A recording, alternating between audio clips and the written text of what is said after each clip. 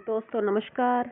ये है channel Sanjeevani for competitive exam और आज की इस वीडियो में हम देखेंगे असिस्टेंट प्रोफेसर एग्ज़ाम के लिए कुछ महत्वपूर्ण प्रश्न जो कि संबंधित है शिक्षण प्रतिमानों से।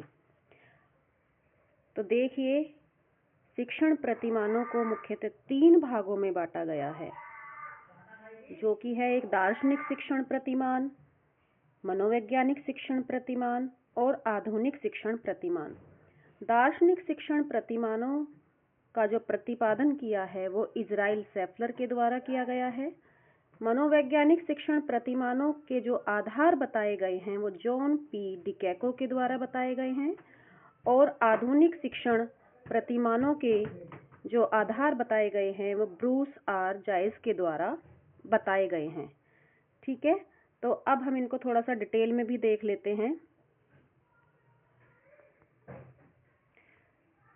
सबसे पहले हम देखेंगे दार्शनिक शिक्षण प्रतिमान। जैसा कि मैंने पहले बताया कि इस प्रकार के शिक्षण प्रतिमानों का उल्लेख 1964 में इज़राइल सेफलर के द्वारा किया गया था।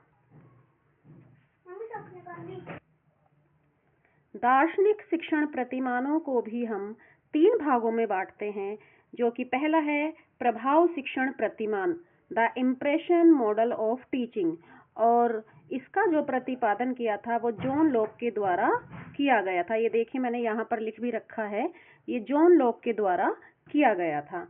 असिस्टेंट प्रोफेसर एग्जाम में इतना ज़्यादा डीपली नहीं पूछते हैं, केवल ऊपरी तौर पर ही पूछा जाता है कि शिक्षण प्रतिमानों के आधार कितने हैं। तो मैंने 3 आधार बताए हैं, दार्शनिक शिक्षण प्रतिमान, मनोवैज्ञानिक शिक्षण प्रतिमान और आधुनिक शिक्षण प्रतिमान। इन मॉडल्स के जो आधार बताए हैं वो किन किन विद्वानों द्वारा बताए गए हैं ये भी मैंने आपको बताया है। जैसे इज़राइल सेफलर ने दार्शनिक शिक्षण प्रतिमान दिया है, जॉन पी डिकैको ने मनोवैज्ञानिक शिक्षण प्रतिमान दिया है और ब्रूस आर जॉयस ने आधुनिक शिक्षण प्रतिमान दिया है। इससे ज़्यादा डीपली असिस्टेंट प्रोफेसर एग्जाम में नहीं पूछा जाएगा और केवल प्रतिमान और उनके प्रतिपादक ही पूछे जाते हैं। जैसे कि दार्शनिक शिक्षण प्रतिमानों को भी 3 भागों में बांटा गया है। इम्प्रेशन मॉडल ऑफ टीचिंग, प्रभाव शिक्षण प्रतिमान, जो कि जॉन लॉक के द्वारा दिया गया है। उसके बाद आपका है the insight model of teaching, अंतर्दृष्टि शिक्षण प्रतिमान। तो इस शिक्षण प्रतिमान का प्रतिपादन किसके द्वारा किया गया है? ये किया गया है प्लेटो के द्वारा। ठीक है, और तीसरा है इसमें आपका नियम शिक्षण प्रतिमान, तो the rule of teaching model. और अच्छा होगा कि आप इन सारे जो शिक्षण प्रतिमान हैं इनको हिंदी के साथ साथ इनका इंग्लिश ट्रांसलेशन भी याद करें, क्योंकि कभी कभी नियम शिक्षण प्रतिमान ना कह के the role of teaching model इस तरीके से पूछ लिया जाता है। तो आपको ये इंग्लिश जो इसका कन्वर्जन है वो अच्छी तरह से याद होना चाहिए। तो नियम शिक्षण नियम शिक्षण प्रतिमान को जो प्रतिपादित किया है वो कांट के द्वारा किया गया है। ठीक है, अब आइए देख लेते हैं मनोवैज्ञानिक शिक्षण प्रतिमान। जैसा कि मैंने बताया था कि दार्शनिक शिक्षण प्रतिमान, मनोवैज्ञानिक शिक्षण प्रतिमान और आधुनिक शिक्षण प्रतिमान, ये 3 आधार है किसी भी टीचिंग मॉडल के। तो पहला हमने दार्शनिक शिक्षण प्रतिमान देख लिया है, अब हम देखेंगे मनोवैज्ञानिक शिक्षण प्रतिमान, और ये एक important psychological model of teaching है, इम्पोर्टेंट पार्ट है टीचिंग मॉडल का। तो देखिए, इसमें जो मोस्ट इम्पोर्टेंट है वो है बुनियादी शिक्षण प्रतिमान। सबको पता होगा, सबने बीएड में भी पढ़ा होगा, एमएड में भी पढ़ा होगा कि बुनियादी शिक्षण प्रतिमान किसके द्वारा प्रतिपादित किया गया है। तो ये है आपके रॉबर्ट ग्लेसर। रॉबर्ट ग्लेसर ने 1962 में इस शिक्षण प्रतिमान को विकसित किया था।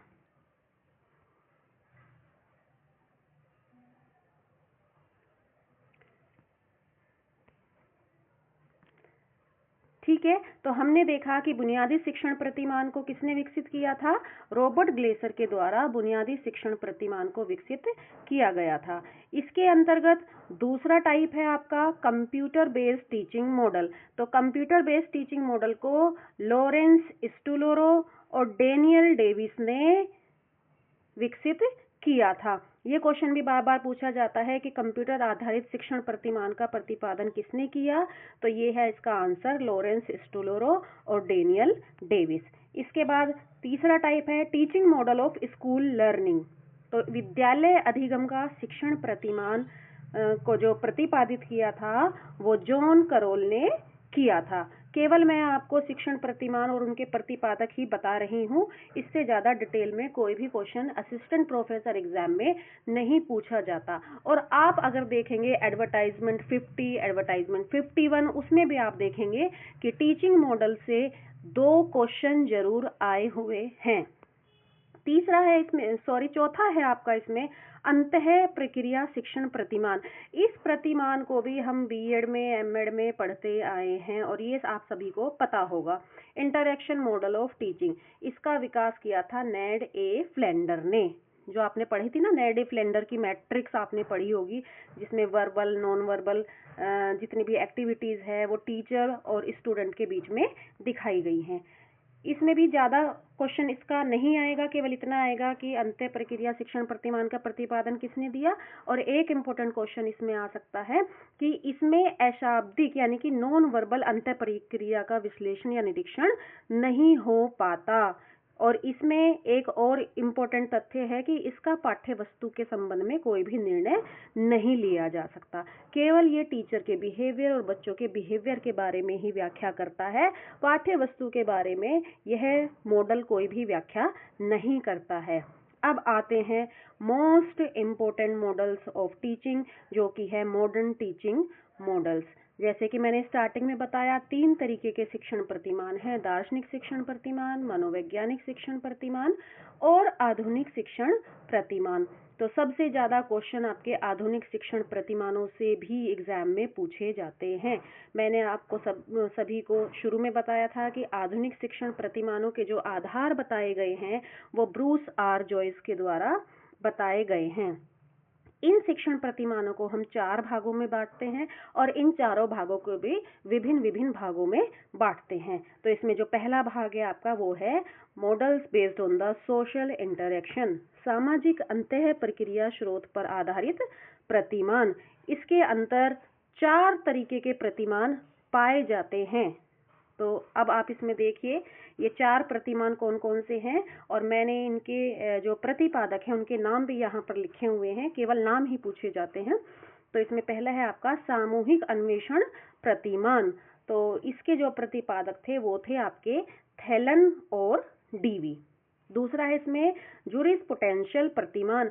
ये वाला प्रतिमान भी एग्जाम में कई बार पूछा गया है और इसके प्रतिपादक है अर्नोल्ड ओलिवर तथा जेम्स पी शावर।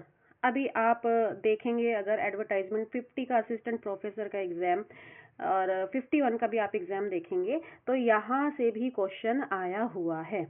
उसके बाद है आपका सामाजिक प्रच्छा प्रतिमान, सोशल इंक्वायरी मॉडल। इसका जो प्रतिपादन किया था वो बेंजामिन कॉक्स और बायरन मैसीरस के द्वारा किया गया था।